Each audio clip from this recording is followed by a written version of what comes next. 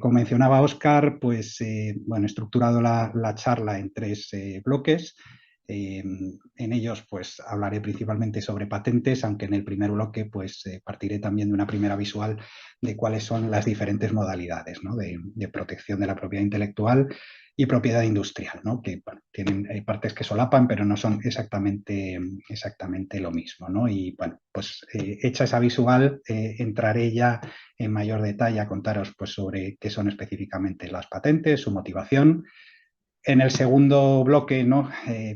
Sí que quería dedicar unos minutos pues, a hablaros de las patentes en el ámbito académico investigador, ¿no? De cuáles son digamos, las condiciones o las implicaciones que hay pues, para los inventores, para los titulares de derechos y ver bueno, pues, qué requisitos se han de cumplir.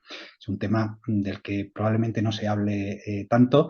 Y finalmente, pues cuestiones prácticas, ¿no? Sobre cómo patentar, lo comentaba también Óscar, ¿no? Pues cuáles son los tiempos, costes involucrados, etcétera, ¿no? Y bueno, pues sin más dilación, pues paso al primer bloque. Creo que por el formato del webinar dejamos las preguntas y los comentarios para el final. Pues bien al final de la sesión u offline, pues estoy a vuestra disposición para comentar cualquier tema. Muy bien, pues bueno, si habéis asistido a este tipo de charlas, ¿no? Pues sobre patentes o propiedad industrial, pues creo que no voy a ser muy original. En este caso, casi siempre solemos empezar por una transparencia muy similar a esta, ¿no? En la que hablamos de los diferentes derechos legales, ¿no? De protección de la propiedad industrial e intelectual.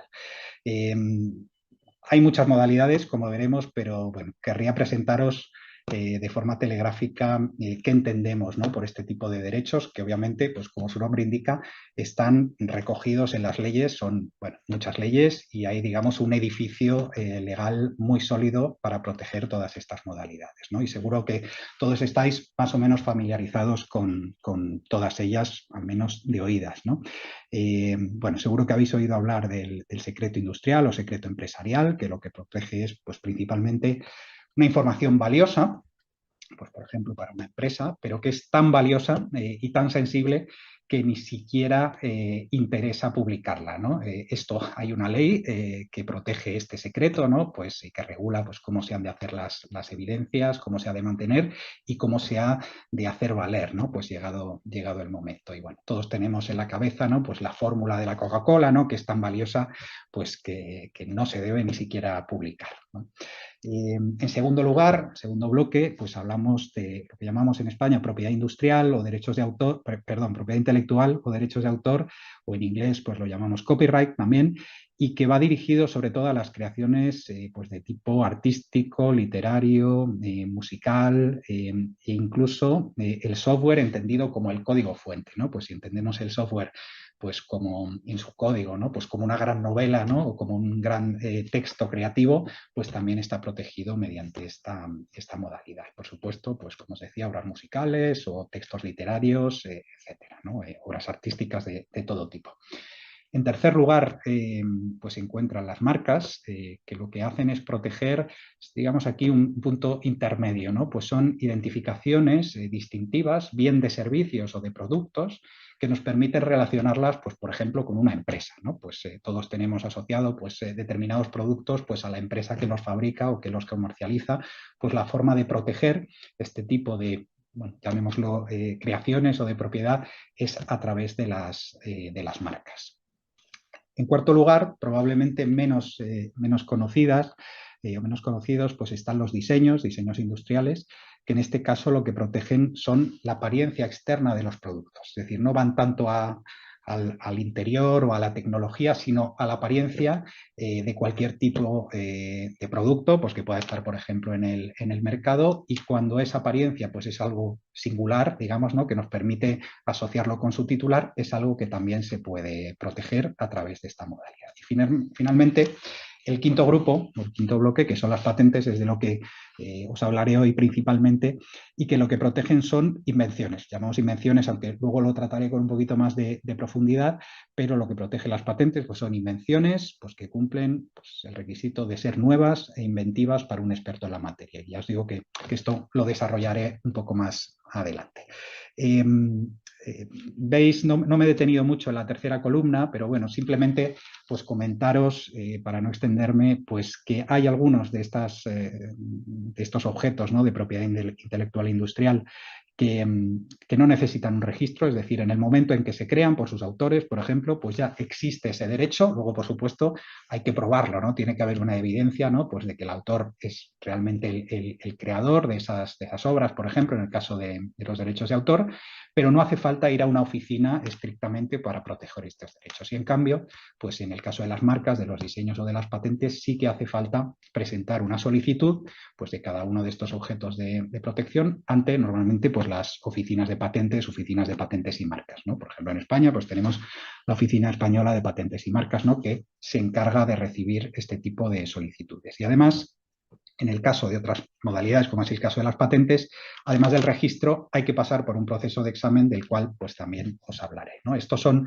pues los 5 grupos más característicos, pero luego hay otros tal vez menos conocidos, pero bueno, también con cierta importancia, pues como son, por ejemplo, las topologías de semiconductores, las variedades vegetales, los CCPs, que son llamamos certificados complementarios de protección, ¿no?, asociados a los medicamentos, y bueno, y algunas otras, ¿no? Entonces, como veis, bueno, yo tal vez sí que querría pues hacer énfasis, ¿no?, en este, digamos, edificio legal, que es bastante particular y bastante singular, yo creo que a nivel sociedad, ¿no?, en el sentido de que son un montón de leyes dedicadas pues prácticamente en exclusiva a proteger algo tan abstracto como es, digamos, el ejercicio intelectual, ¿no? Pues las creaciones del intelecto en todas sus dimensiones. Ya veis que hay ahí pues tecnología, diseño, arte, literatura, y cómo, digamos, pues con los años, incluso con los siglos, pues se ha construido pues un gran edificio legal pues para considerar todo este tipo de creaciones pues como algo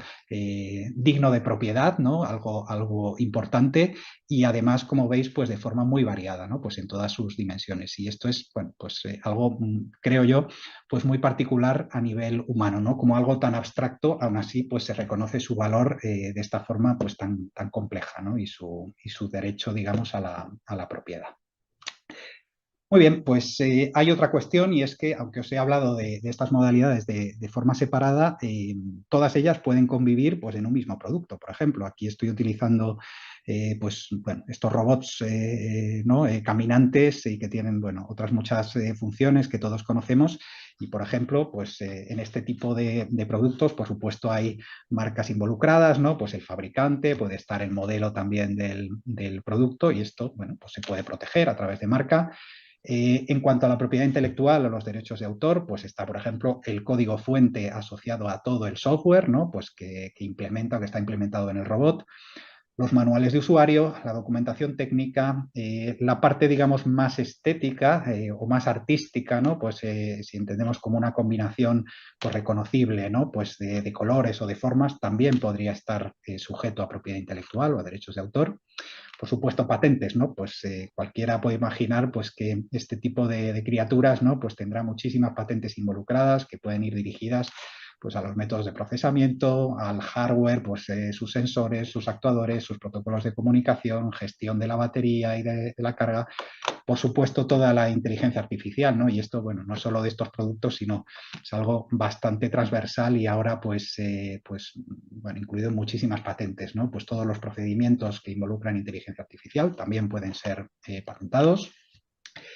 En la parte del diseño, ¿no?, pues la apariencia externa, ¿no?, de esa forma más reconocible, ¿no? No tanto la parte artística, sino la parte, digamos, estrictamente formal, ¿no?, o estética, también puede estar sujeta a protección por diseño. La disposición de determinados elementos, ¿no?, pues por ejemplo, si veis ese frontal, ¿no?, donde está, bueno, la cabeza, ¿no?, del robot, donde están sus sensores, esto también, estas disposiciones específicas se pueden proteger, ¿no?, vía diseño.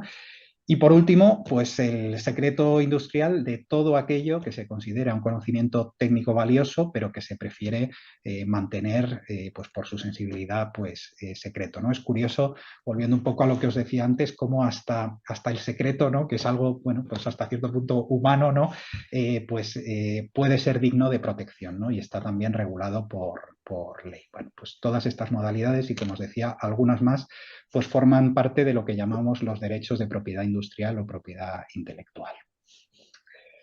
Dicho esto, ¿no? Y echado este repaso, ¿no? Esta visual de las diferentes modalidades, a partir de aquí pues me centraré fundamentalmente en las patentes, ¿no? Y me gustaría pues daros primero pues unos fundamentos y unas motivaciones, ¿no? de qué es una patente, ¿no? Y como os decía, pues una patente es un título legal, por lo tanto es un derecho que es otorgado a su propietario pues para, en este caso, impedir las actividades de los otros. Por esto, normalmente nos referimos a las patentes y a otras modalidades como un derecho negativo. No es un derecho tanto a hacer cosas como un derecho a impedirlas, ¿no? Cuando tenemos una patente concedida, pues lo que podemos es bloquear las actividades de terceros en el mercado. Pues prácticamente cualquier cosa que se pueda hacer en el mercado, pues la fabricación, la venta, el ofrecimiento, el transporte, todo esto, si no hay una autorización, se puede bloquear ejerciendo el derecho que otorga la patente, ¿no? Hablamos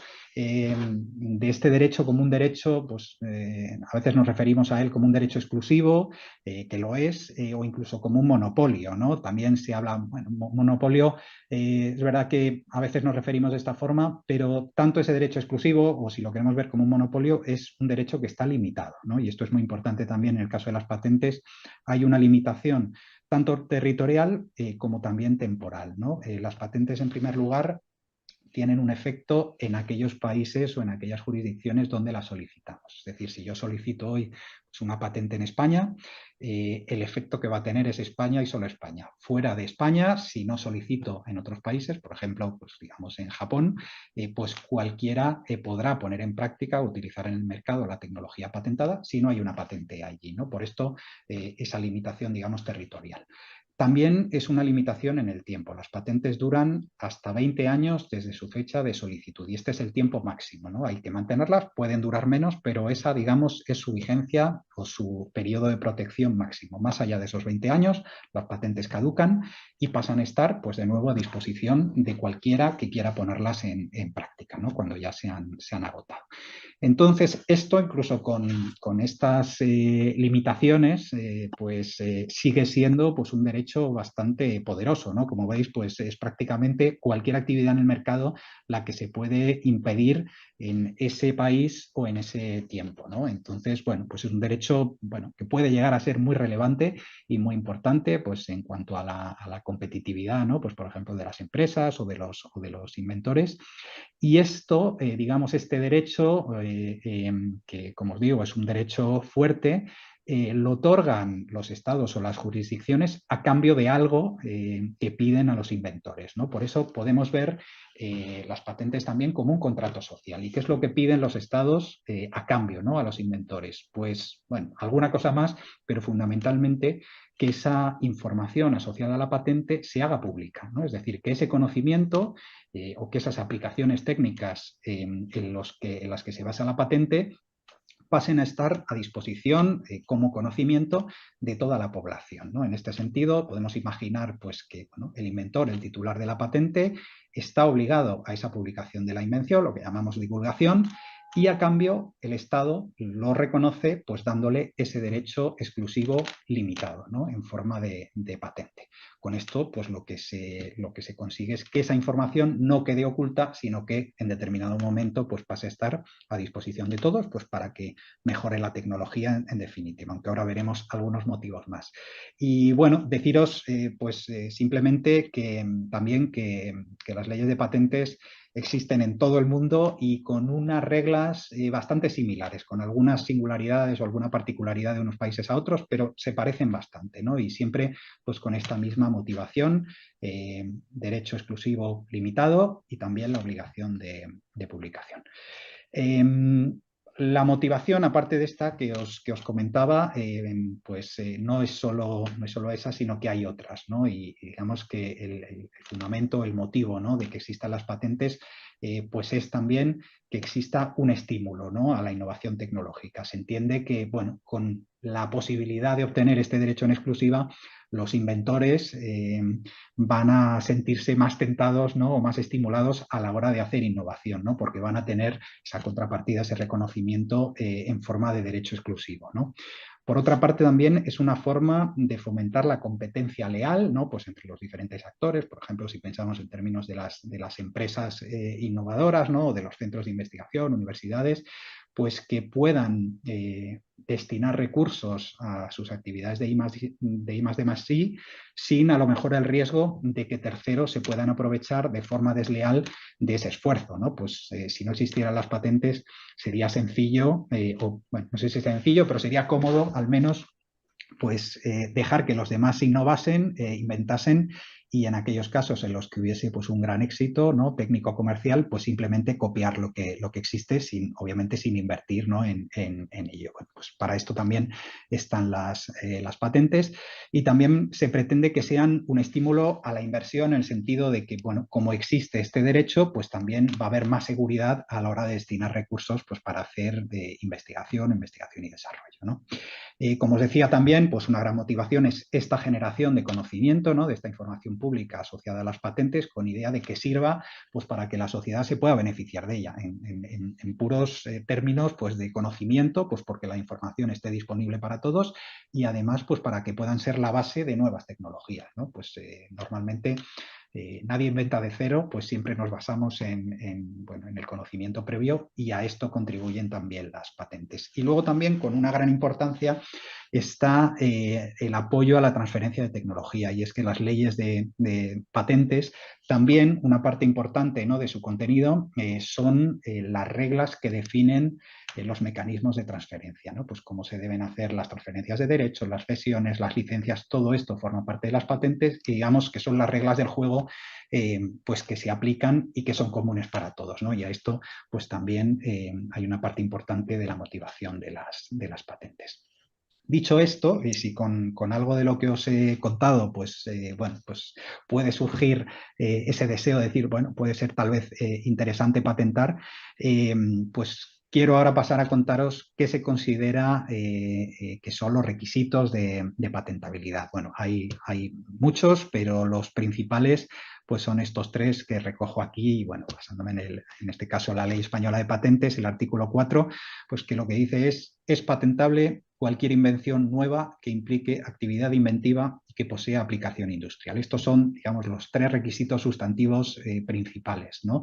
¿Qué quiere decir que una invención sea nueva? Pues ni más ni menos que implique una diferencia respecto al estado de la técnica. Tiene que haber al menos algo que no era conocido, algo nuevo, algo que es singular y que no estaba antes de la presentación de esa solicitud de patente. Sin este requisito, las patentes nunca se conceden. Tiene que ser algo que no existiera previamente.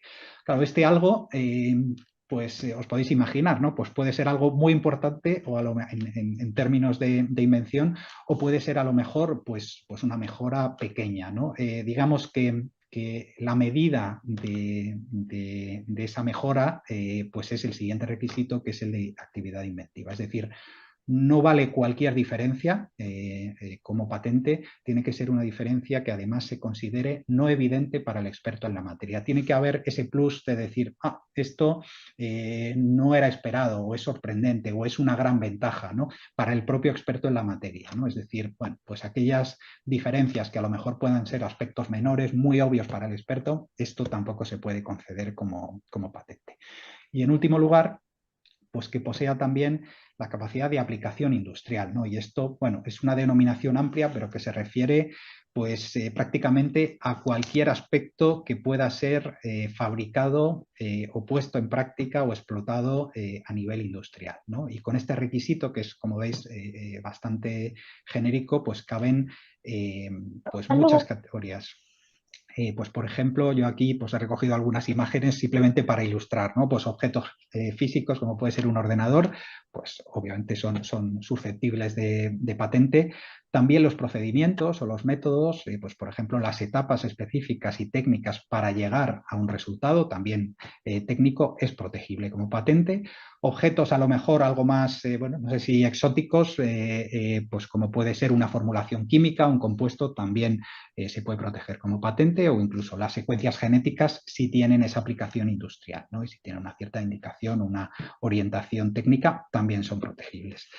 ¿Quién mide, ¿no? Es decir, ¿quién determina si estos requisitos se cumplen o no se cumplen? Bueno, pues son las propias oficinas de patentes y esta evaluación la realizan técnicos también, que son los que llamamos los examinadores de patentes, que son los funcionarios pertenecientes y son parte del personal de las oficinas de patentes, que se dedican específicamente a entender las solicitudes de patente que se envían a la oficina, hacer una búsqueda del estado de la técnica, ver exactamente qué es lo que hay, adoptan la visión bueno, qué podría entender el experto en la materia y con esto pues evalúan si ese requisito de novedad, de actividad inventiva y de aplicación industrial se está cumpliendo o no, ¿no? Con idea de llegar finalmente pues a un resultado positivo o favorable pues para el inventor, para el solicitante de la patente, llegando a un compromiso pues, bueno, pues que por una parte permita la concesión de esa patente, pero que mantenga, digamos, estos requisitos pues, en un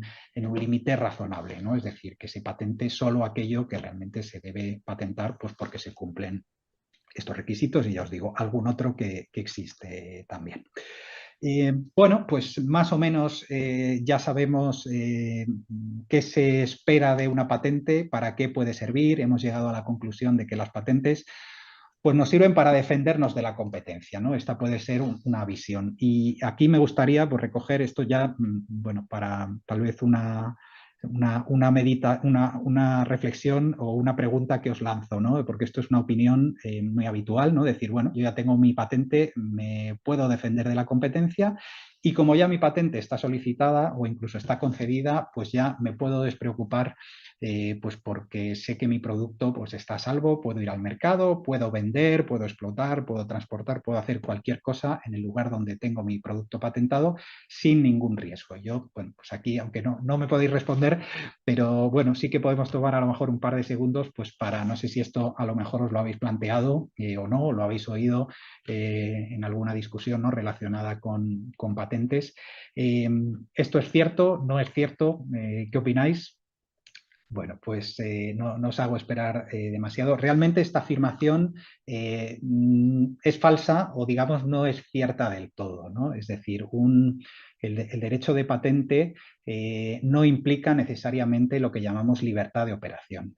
Os recuerdo que ese derecho es un derecho negativo. Lo que nos permite es impedir a los demás que hagan cosas con nuestra invención protegida, pero eso no necesariamente nos da una libertad. Y esto creo que la mejor forma de ilustrarlo es con un nuevo ejemplo, ¿no? Porque a su vez podemos depender, como ya adelanto ahí, de patentes de terceros. Os pongo un ejemplo en el caso de que fuéramos los inventores pues, del automóvil, ¿no? Pues bueno, una invención muy interesante, ¿no? Para el que la patentase, donde tenemos una serie de características técnicas, ¿no? Que se nos pueden conceder como patente, fenomenal, patente concedida, pero a la hora de vender, ¿no? O de fabricar esos automóviles, pues nos puede ocurrir que nos llamen a la puerta o que nos escriban una carta y que puedan hacernos ver pues que un tercero puede haber patentado, por ejemplo, la rueda.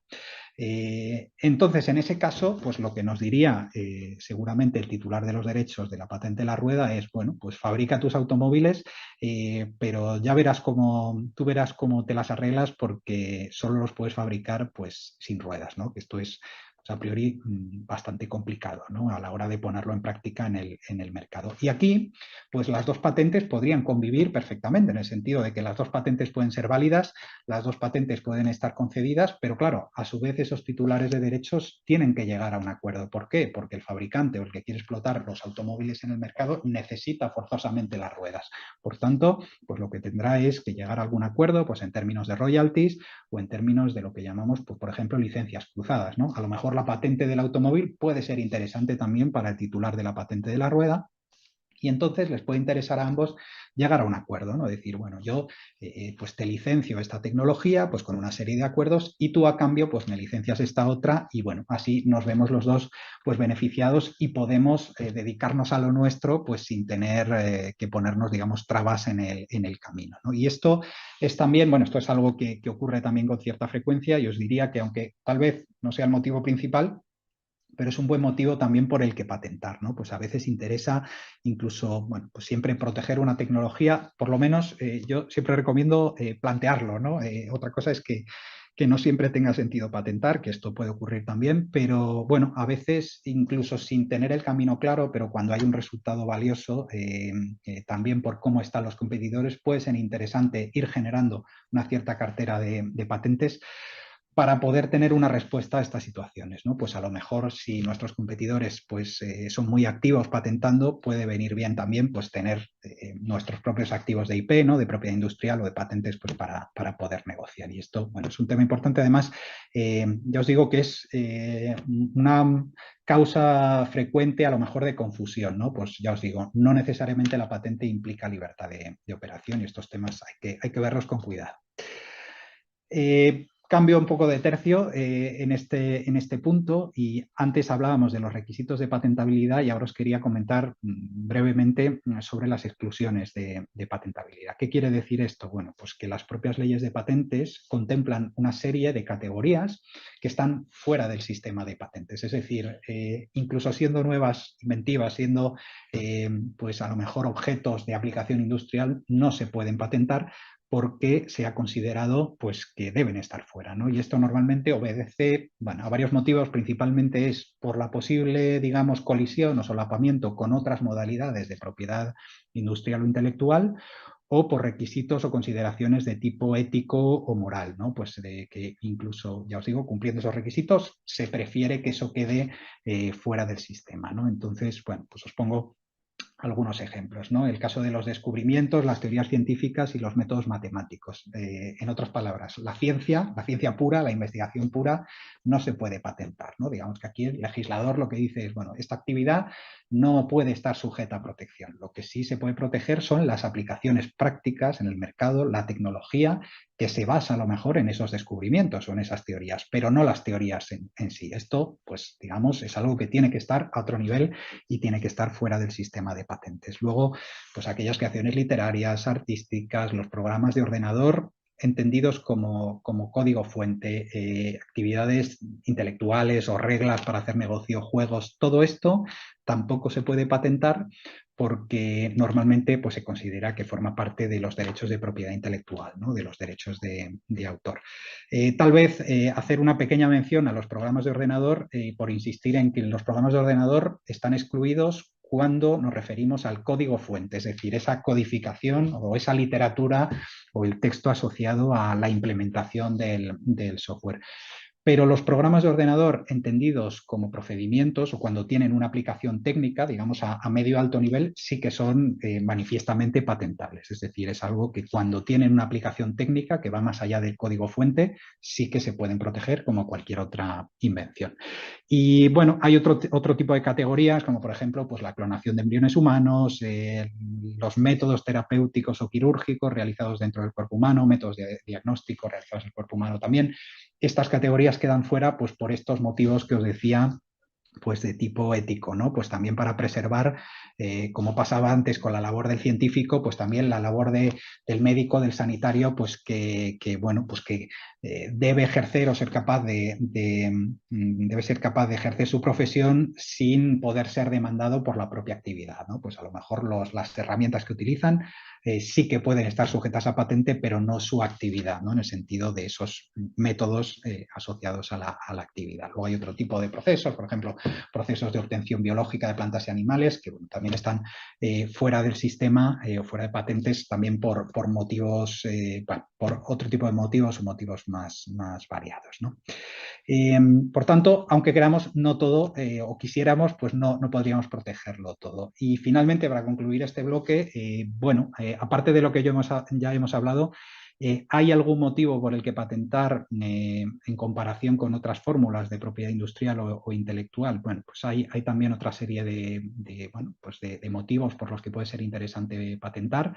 Normalmente la protección de las patentes es menos literal que la de otras modalidades, ¿no? Esto a lo que me refiero es a que lo que protege las patentes son entidades técnicas más que ejecuciones súper específicas de la tecnología. Ese concepto inventivo se puede plasmar de manera amplia en una patente y esto pues, puede ser, digamos, un plus o un efecto extra de una buena redacción de patente, ¿no? Pues puede cubrir muchas entidades, ¿no? Por ejemplo, puede cubrir pues, múltiples categorías. En una misma patente podemos proteger proteger pues, un producto, los métodos asociados al producto, los usos también relacionados con la invención. Todo esto puede ir dentro de una misma patente, ¿no? Por tanto, digamos, aplicaciones diversas de un mismo concepto inventivo. Además, dentro de cada categoría tenemos también múltiples realizaciones, es decir, un mismo producto, si comparte una serie de características esenciales, pues nos permite que dentro de la misma patente podamos proteger todos lo que llamamos las ejecuciones o las realizaciones, los embodiments de esa misma tecnología que se nos ocurran. Esto también pues, es algo que puede dar mucho juego, ¿no? en una buena patente. Y luego también pues, está el valor añadido, aunque es de naturaleza secundaria, no es estrictamente parte de la patente, pero claro, cuando hay una patente, una tecnología está patentada, pues normalmente es más atractiva pues, para inversores, para captación de financiación, para hacer transferencia de tecnología, para localizar a esos partners, ¿no? pues industriales o tecnológicos que podamos encontrar, ¿no? Pues también es un buen motivo por el que patentar. Y con esto concluyo el primer bloque de la charla y espero que ya con esto pues quede más o menos clara cuál es esa motivación, ¿no? O para qué puede servir una patente.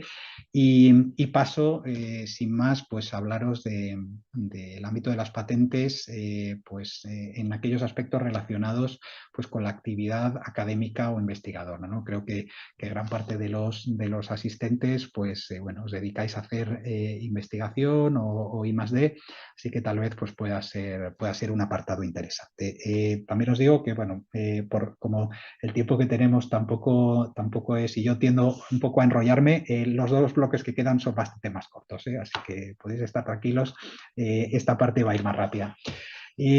Bueno, aquí además lo que os voy a contar principalmente pues está relacionado con reproducción literal casi de la ley de patentes, ¿no? ¿De quién es el derecho, ¿no? A la patente? ¿Quién genera, ¿no? este derecho? Bueno, pues aquí recojo el texto del artículo 10 de la ley de patentes y digamos en el caso más sencillo, el derecho de la patente o a la patente pertenece al inventor. Es decir, para que haya una patente tiene que haber un inventor y esto es, digamos, consustancial a cualquier patente. Aunque es un derecho que, como dice la ley, es un derecho transmisible a través de todos los medios que reconoce el derecho, ¿no? Esto lo que eleva es la patente a la categoría de propiedad, en el sentido de que es un derecho pues, que se puede vender, se puede ceder, se puede comprar, se puede licenciar, transmitir pues, de cualquier forma en la que reconozca el derecho, se puede hipotecar también, y esto es parte también de la ley de patentes. Y obviamente se puede ceder también pues, de unas personas o de unas entidades a otras. Añade también el artículo 10 que si la invención ha sido realizada por varias personas conjuntamente, pues el derecho es común y conjunto de todas ellas. Es decir, podemos ver la patente como una comunidad de bienes, ¿no? Es decir, un objeto de protección del que todos los inventores o esas personas pues, van a participar pues, con derechos y obligaciones comunes. Podemos verlo pues, a lo mejor como la propiedad de una casa, ¿no? De un edificio. Bueno, pues es algo bastante similar, os diría que digamos en términos de propiedad es prácticamente lo mismo, ¿no? Y luego, volviendo al inventor, existe también otro derecho que regula el artículo 14 de la ley de patentes, que es que el inventor, por el hecho de serlo, tiene el derecho de ser reconocido, ¿no? Es decir, el inventor siempre tiene que estar recogido en las patentes, se tiene que saber quién es la persona física que ha creado, o personas, ¿no? Pueden ser más de una, que han creado esa patente. Y eso es algo que tiene que recogerse siempre en la solicitud. Es un derecho moral, ¿no? Claro, a veces pues la cosa se puede complicar, bueno, no sé si complicar, pero puede no ser tan sencilla, porque cuando hablamos del inventor y solo hay un inventor, pues está claro, pero a lo mejor el inventor pues puede ser un empleado pues, de una empresa o de una universidad o de una institución. Entonces, ¿aquí qué pasa, ¿no? El derecho a la patente de quién es, ¿no? ¿Qué ocurre con esas patentes cuando son creadas o son inventadas por un empleado o varios empleados? Bueno, pues aquí lo que recoge la ley, concretamente el artículo 15, es que las invenciones realizadas por el empleado o prestador de servicios, ¿no? Si hay, por ejemplo, un contrato laboral o de servicios, y que sean fruto de una actividad de investigación que constituya el objeto de su contrato, pertenecen al empresario, es decir, pertenecen a la entidad que está empleando a ese empleado. Aquí, digamos, la ley cambia un poco ese derecho, es decir, bueno, es el inventor, pero si el inventor es empleado, pasa a su empleador o al empresario, en caso de ser una empresa. Aunque aquí la ley a continuación, en el apartado 2 de ese mismo artículo, añade lo siguiente, ¿no? El autor de la invención no tendrá derecho, en principio, a una remuneración suplementaria, excepto si su aportación personal excede de manera evidente el contenido explícito o implícito de su contrato. Es decir, se reconoce en la ley que puede haber contribuciones, porque bueno, se entiende que un empleado pues tiene pues un salario y un contrato pues que donde ya se recoge, ¿no? Pues que tiene pues ese salario a cambio de realizar pues esas tareas de investigación, pero que en ocasiones esa contribución inventiva puede ser incluso mayor, sustancialmente mayor que lo recogido en el contrato, ¿no? Y la ley esto lo recoge esta excepción, es decir, en ocasiones pues puede ser un valor muy alto y esto también hay que tenerlo en cuenta, ¿no? De hecho, aquí la ley, plantea en términos generales en el artículo 15, pero luego los artículos 16 y 17 matiza un poco, ¿no? Y vuelve un poco a lo mismo, ¿no? En el apartado 1 dice, cuando el empleado realice una invención relacionada con su actividad profesional, aprovechando o utilizando, digamos, los medios y el conocimiento adquirido dentro de la empresa, el empresario tiene derecho a asumir la titularidad de la invención o a reservarse un derecho de utilización de la misma. Esto lo que quiere decir es que, bueno, pues tiene que haber un diálogo entre el inventor y el empleador siempre va a tener la posibilidad de ejercer ese derecho a asumir la titularidad. El inventor no cambia, pero el derecho a la patente puede cambiar o se puede asumir que sea del empleador.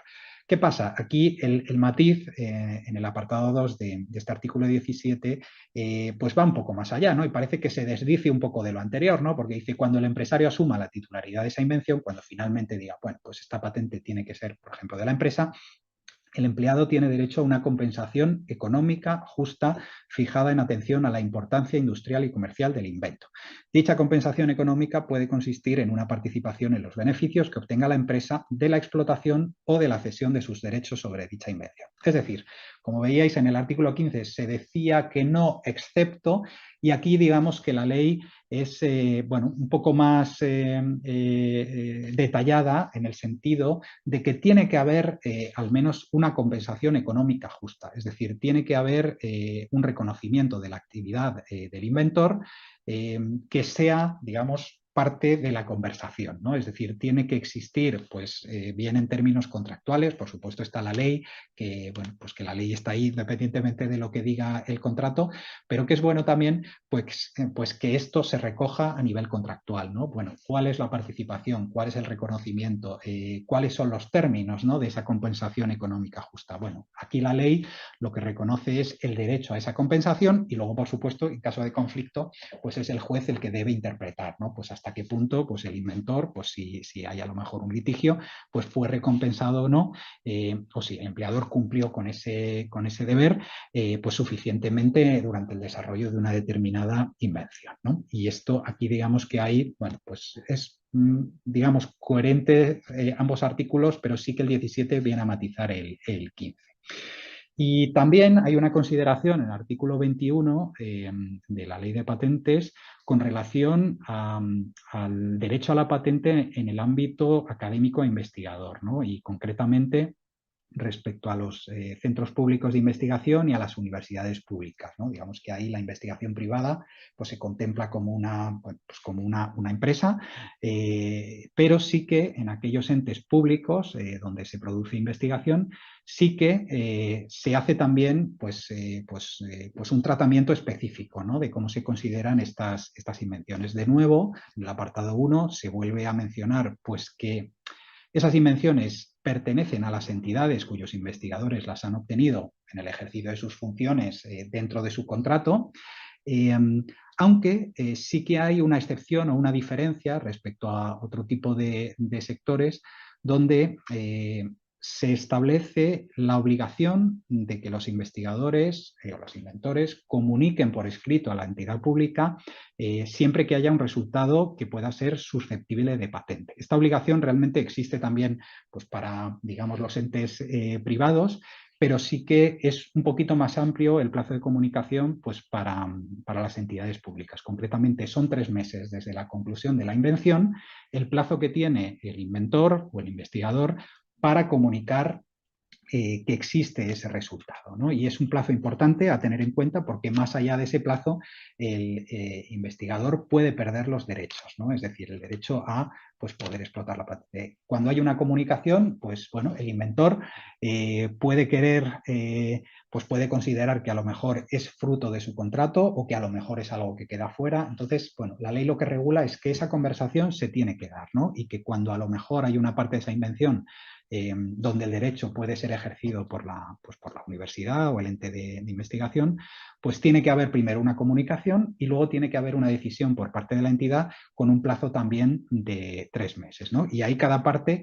pues tiene que cumplir con lo suyo, pues el inventor tiene que comunicar dentro de ese plazo de 3 meses. Y si la entidad, pues pasados otros 3 meses, no responde, pues digamos que libera al investigador pues a la hora de patentar, ¿no? Digamos que eso otorga el derecho de patentar por uno mismo, ¿no? Por una misma.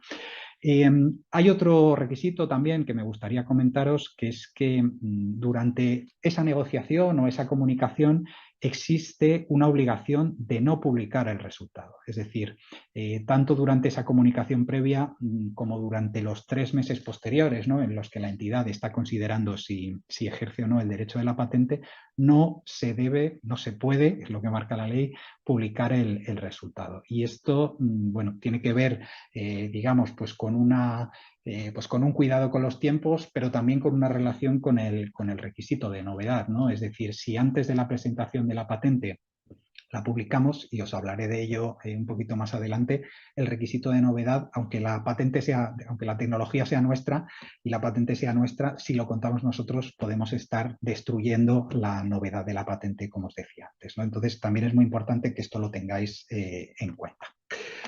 Y bueno, en el caso también de las entidades públicas, pues ese derecho a esa compensación está incluso regulado en diferentes planos, pero es información que está ya previamente regulada, ¿no? Pues es el Consejo de Gobierno de la Universidad o por ley a través de los entes públicos de investigación, donde ya está categorizados pues cuál debe ser pues las compensaciones, por ejemplo, en términos de royalty, para los investigadores cuando hay una invención que se explota. Es decir, no vale solo con patentar, la patente pues tiene que tener, digamos, un retorno pues vía explotación, ¿no? Pues porque a lo mejor forma parte de una tecnología pues que se está vendiendo en el mercado, pues que tiene un éxito pues bueno, mayor o menor, pero donde está habiendo pues ese retorno de resultados, y sí que estas entidades se obligan y además es algo que está contemplado de forma pues dentro de los de estatutos o de la normativa de cada entidad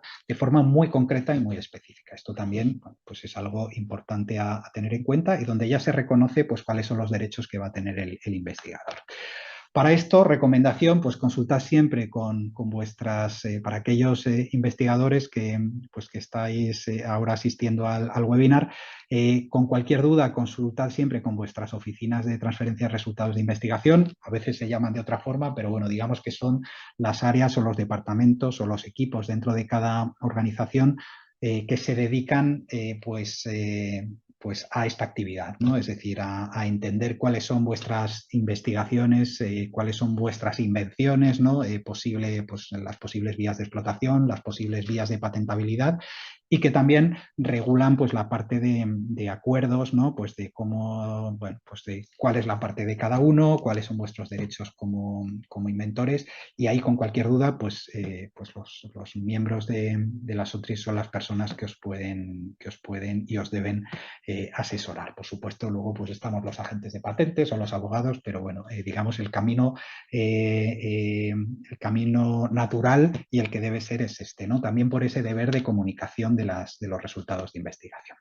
Con esto ya, y muy rápidamente, voy al bloque 3, aspectos prácticos, ¿no? sobre cómo patentar. pensando en España, por ejemplo, ¿ante qué oficinas podemos presentar una solicitud de patente, ¿no? Bueno, pues realmente podemos presentar una solicitud en cualquier oficina, aunque sí que existe un requisito legal de que se debe presentar la primera solicitud en España ante cualquiera de las, digamos, fórmulas que os voy a contar ahora. La primera, perdón que me adelanto, la primera es pues como una solicitud de patente española presentada ante la Oficina Española de Patentes y Marcas, que lo que nos da, como os decía antes, es una protección nacional, ¿no? Una protección en España. La tramitación de la patente se realiza en castellano y es una vía bastante eficiente, ¿no? Pues porque normalmente suele ser bastante rápida y es también, en comparación con otras oficinas, pues un trámite económico, ¿no? Pues en cuanto a las tasas principalmente, ¿no? Pues son tasas muy razonables. Además, existen reducciones de tasas, pues por ejemplo, para universidades públicas, también para pymes. Entonces, bueno, es una vía que como primera solicitud, pues puede ser muy interesante. También está la Oficina Europea de Patentes. Existe un cauce, digamos, común o regional que llamamos, que permite con una única solicitud de patentes cubrir 40 y pico países son, ¿no? Pues son todos los de la Unión Europea y algunos más, ¿no? Pues que están asociados. Pues está el Reino Unido, está Suiza, está Turquía, Noruega, hay unos cuantos más, incluso algunos, pues como por ejemplo Túnez o Marruecos, estados que están asociados al sistema y que con una única solicitud de patente no hace falta presentar esas 40 y pico patentes, sino que con una sola podemos tener una concesión, ¿no? Se realiza ante esta Oficina Europea de Patentes, que os digo.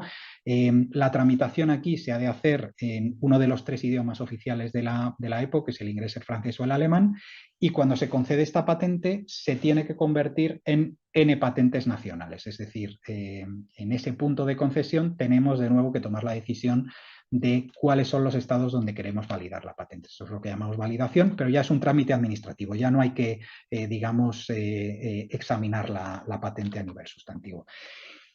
Y en tercer lugar tenemos también pues, el Tratado de Cooperación de Patentes, lo que llamamos el PCT, y este tratado, bueno, es más amplio en términos de sus participantes, pues son creo que 157 países, pues son, ya lo veis, ¿no? Pues la región azul, prácticamente todo el mundo, y es un tratado también muy interesante porque permite mantener una única solicitud en vez de tener que presentar a lo mejor solicitudes en esos 150 y pico patentes. Podéis imaginar que es también muy eficiente en costes, aunque aquí, y no me voy digamos, a entrar muy en detalle en esto, hay una singularidad, una diferencia con los demás, y es que estas patentes no se conceden. Estas solicitudes PCT no da lugar a títulos como puede ser pues, las patentes europeas, sino que son un vehículo para mantener pues, digamos, un conjunto de patentes como una única solicitud en algunos aspectos de la tramitación, pero en determinado punto habrá que convertir de nuevo estas solicitudes en solicitudes de patente a nivel nacional o regional, ¿no? Es decir, es una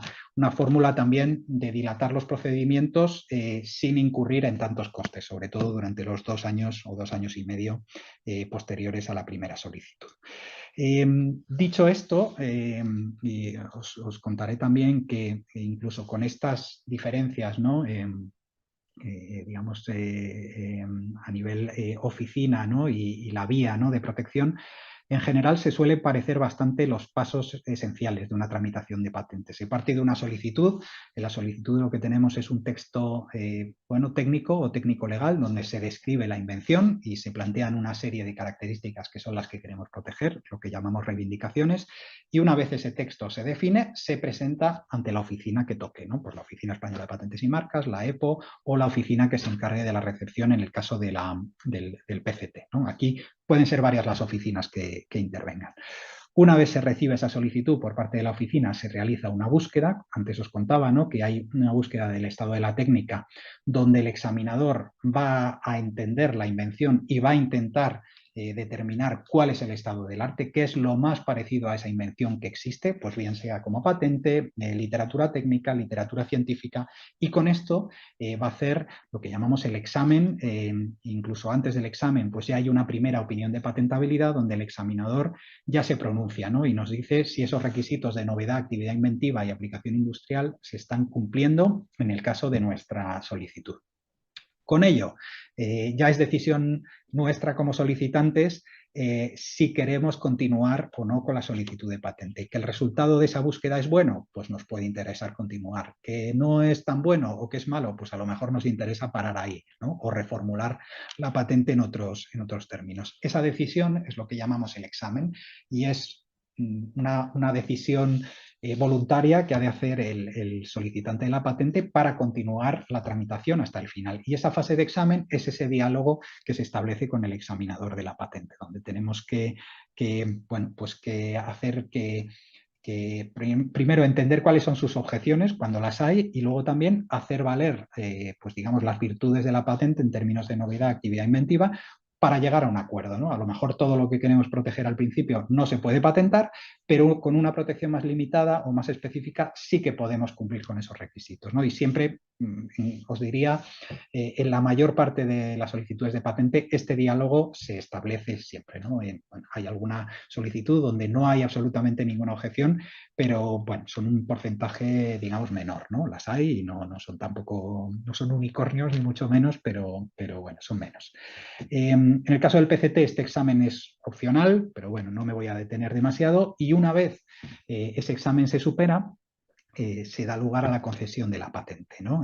La patente se concede, pasa a ser un objeto ya consolidado de protección y la patente pasa a lo que llamamos el mantenimiento. Hay que ir renovando el derecho de esa patente, es una parte ya, digamos, administrativa, una fase de lo que llamamos mantenimiento o pago de anualidades, ¿no? Donde se va pagando una tasa a la oficina que toque cada año para mantener el derecho vivo. En el caso de patentes europeas existe este plazo de validación del que os hablaba y más recientemente, de hecho tiene menos de un año de vida, desde la entrada en vigor tenemos ahora un sistema de lo que llamamos patente unitaria, ¿no? Que es que, bueno, en vez de tomar esas validaciones en cada uno de los países, podemos proteger pues dentro de la Unión Europea, aunque todavía no todos los países forman parte del acuerdo, pero bueno, ese es el objetivo y la idea. De hecho, España no forma parte del acuerdo, pero bueno, ojalá formemos parte pronto. Y también está la protección, digamos, a nivel comunitario, ¿no? Que también es muy eficiente o puede serlo en costes. Esto es básicamente, digamos, el recorrido hasta la concesión de la patente. En patentes españolas o patentes europeas, este procedimiento no me detengo tampoco en los pasos, pero veis que tiene diferentes hitos y que se puede demorar bastante. Como veis ahí, pues hay un horizonte en tiempos de 36 meses, puede incluso demorarse más, ¿no? Pero bueno, 3 años es una cantidad o un tiempo razonable, ¿no? Para desde la solicitud hasta la tramitación de una patente, ¿no? Porque normalmente los plazos de ese diálogo con el examinador pues suelen ser de meses, ¿no? Pues porque bueno, normalmente lleva tiempo preparar esta argumentación que suele ser, pues os diría, mayoritariamente técnica, ¿no? Así que, por tanto, para patentar, en primer lugar, hay que tener una invención, pero también hay que tener recursos económicos, porque bueno, ya veréis que tampoco es particularmente barato. Bueno, depende también de cuál sea el retorno, pero bueno, no es algo, normalmente hace falta pues un cierto desembolso económico para poder solicitar y mantener estas patentes y además, como veis, pues tiempo, ¿no? Hay que tomárselo con calma y es verdad que ahora no está muy de moda esto de los plazos de años, pero es verdad que las patentes pues son slow food, ¿no? Hay que tomarlo con tranquilidad. Y para más complicación, estas tramitaciones se pueden desarrollar en paralelo, ¿no? Es decir, podemos partir de una primera solicitud en España o ante la Oficina Europea. Aquí tenemos se puede presentar más, pero lo normal es partir de una solicitud y luego beneficiarse de lo que llamamos el derecho de prioridad, que es un periodo de 12 meses donde a partir de una única solicitud, y normalmente aprovechamos para ya recibir ese primer informe de búsqueda, no hay que presentar la patente en todos los países a la vez, podemos hacerlo en un único país, España, por ejemplo, recibimos ese informe de búsqueda y en ese plazo de 12 meses ya decidimos, ¿no? Si lo que queremos es abandonar la patente, si la cosa va muy mal, continuar la patente solamente en España o presentar nuevas solicitudes antes de ese periodo de 12 meses. Pongo ahí como ejemplo, pues por ejemplo, la presentación de una solicitud internacional, ¿no? De tipo PCT. Esto, claro, a medida que yo vaya añadiendo solicitudes, después, pues voy paralelizando el procedimiento y esto pues va complicando un poquito el proceso. Y bueno, hay incluso figuras más exóticas dentro de esas ramas, ¿no?, que se van generando en una familia de patentes, pues que es, por ejemplo, la presentación de solicitudes divisionales, que es convertir una solicitud en 2, en 3 o en n, ¿no?, pues dividiendo sus realizaciones y protegiendo aspectos específicos como objetos separados. Esto es algo que se puede hacer durante la vida de la patente, antes de la concesión. Lo que llamamos patentes de adición, que es añadir unas piezas de protección, aunque esto, bueno, existe en pocos países. En España existía, pero ya no existe, y bueno, es una fórmula que, no sé, en mi experiencia, cada vez se usa menos, tal vez en Estados Unidos un poquito más.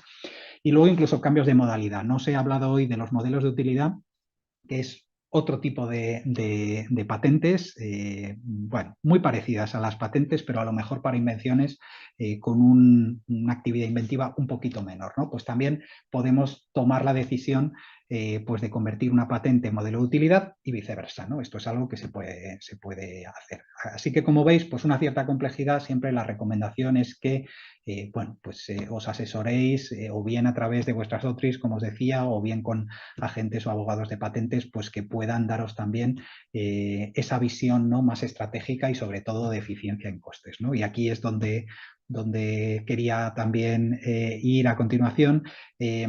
Como veis, los costes no se realizan al inicio, es decir, bueno, hay unos costes al inicio, pero digamos que no se hace todo el desembolso juntos, sino que se va produciendo normalmente en coincidencia con esos hitos de los que os hablaba, ¿no? Pues cuando se solicita el examen o cuando se concede la patente. Entonces, bueno, aquí por poneros un ejemplo, digamos, en orden de magnitud, ¿no? Pues normalmente si pensamos en una primera solicitud, por ejemplo, española europea, que luego extendiésemos en PCT y que convirtiésemos pues en una patente europea o de Estados Unidos o de China o de Japón, como veis el plazo ahí son unos 30 meses, aprox, 2 años y medio. Al inicio, pues tendríamos que estar pagando, pues normalmente, pues entre 3.000 y 5.000 euros, es un coste habitual, ¿no? Pues incluyendo honorarios y tasas. A los 12 meses se produce esa solicitud, si todo va bien, ¿no?, internacional, pues que puede ser pues entre 4.000 y 6.000 euros también. Y luego a los 30 meses esa solicitud PGT se tiene que convertir en solicitudes pues en Estados Unidos, en China, en Japón, que tiene también pues un coste, bueno, diría que relevante, ¿no? Obviamente, como decía antes, depende de cuál sea el retorno, ¿no? Pero también creo que es importante tener estos costes en mente desde el inicio, pues porque, como veis, pues solo sumando lo que tenemos ahí, pues probablemente sean pues entre 20 y 30.000 euros. Y esto no es, digamos, el total de los costes, porque esto, digamos, es la parte inicial de tramitación, pero luego hay que realizar el examen, las patentes se tienen que conceder. Así que, bueno, para estos países que están aquí, pues hablar de 50.000 o incluso 100.000 euros, si son más, pues entra dentro de lo razonable. Obviamente estamos hablando de la protección en Europa, en Estados Unidos, en China y en Japón. Lo que debe es tener sentido, es decir, que estos costes pues que vayan a algún lado, ¿no? Es decir, que haya un plan de explotación de estos resultados donde, a pesar de ser un desembolso importante, pero que realmente el beneficio que obtengamos de esa protección pues sea mucho mayor, ¿no? Y esto debe ser también parte de la estrategia. Siempre tiene que haber un plan acerca de cuáles son los mercados de protección, cuáles son los tiempos. Como veis, se puede hacer ese gasto más gradual, sobre todo en el tiempo, utilizando esta fórmula PCT. Y ahí, de nuevo, pues siempre recomendación pues que haya un buen asesoramiento, una buena estrategia, ¿no?, en la planificación de la IP. Ya estoy terminando. Esta es la última transparencia que os quería mostrar. Unas breves recomendaciones antes de patentar, ¿no? Como os decía, por favor, somos súper pesados los agentes de patentes con esta recomendación, y en las oficinas de transferencia también. Por favor, no realicéis publicaciones antes de presentar la solicitud de patente.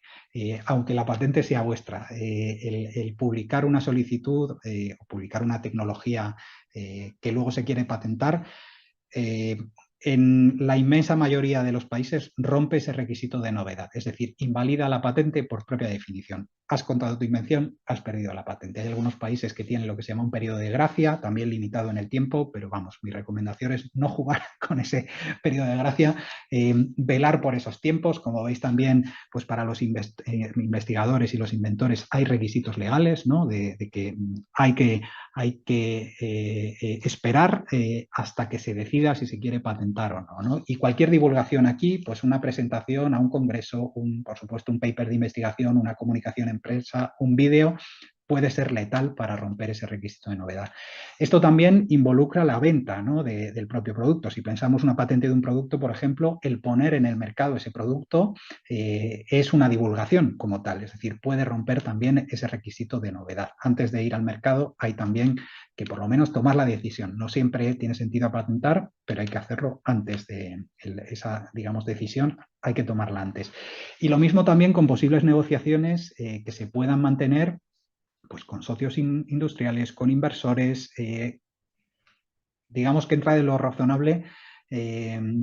de lo razonable el contar, ¿no? En estas conversaciones, pues cuál es el objeto de la invención. Bueno, aquí cualquier divulgación o cualquier reunión, si no es confidencial, se considera una divulgación pública. Por tanto, idealmente siempre pues que haya un disclaimer o un NDA que esté firmado en estas conversaciones. Finalmente, pues nada, no me repito más. Ante la duda, pues siempre es bueno que contéis pues con, bueno, en el caso de las empresas, cuando hay un departamento de propiedad industrial, en el caso de las oficinas de transferencia de resultados, pues también abogados o agentes de patentes, si necesitáis asesoramiento externo, bueno, pues es nuestro papel también, para eso estamos. Y una vez cumplidos todos los requisitos, pues bueno, mi recomendación ya personal es que, bueno, que lo incluyáis dentro de vuestra estrategia, ¿no? O de vuestros planes de I+D+I. Puede ser muy valioso tener una patente o tener varias patentes de una invención. Puede realmente abrir las puertas a muchas oportunidades. Hay que conocerlo y saber pues, cuándo tiene sentido utilizarlas. Y una vez tomada la decisión, pues ahí la recomendación es correr lo máximo posible y ser el primero en solicitar la patente para que no se nos adelante alguien. Y nada más por mi parte, pues agradeceros la atención este rato.